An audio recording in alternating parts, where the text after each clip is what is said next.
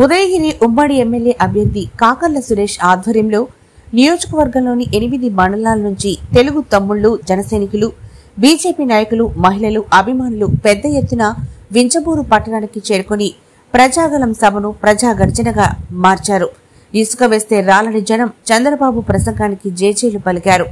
వింజమూరు మండలానికి చెందిన 5 మంది వైసీపీ ఎంపీటీసీలు కాకర్ల సురేష్ ఆధ్వర్యంలో మాజీ ముఖ్యమంత్రి చంద్రబాబు నాయుడు సమక్షంలో టీడీపీ తీర్థం పుచ్చుకున్నారు. టీడీపీలో చేరిన వారిలో సీనియర్ నాయకులు వనిపెంట సుబ్బారెడ్డి, వనిపెంట హైమావతి, బసిరెడ్డి సుమలత, యాకసిరి భవానీ, సాదం మౌనిక, కాటం ప్రసన్న, వింజమూరు మండలం ఎంపీపీ ఇనగనూరి మోహన్ రెడ్డి తదితరులున్నారు. సాదం మౌనిక జనసేన పార్టీ తరపున గెలిచినప్పటికీ వైసీపీ అనుబంధంగా వ్యవహరిస్తోంది. ఆమె చంద్రబాబు సమక్షంలో టీడీపీ తీర్థం పుచ్చుకుంది. వింజమూరు మండలంలో మంచి పట్టున నాయకుడిగా పేరు పొందిన వనిపెంట సుబ్బారెడ్డి టీడీపీలోకి రావడంతో ఆయన అనుచర వర్గం హర్షం వ్యక్తం చేస్తోంది.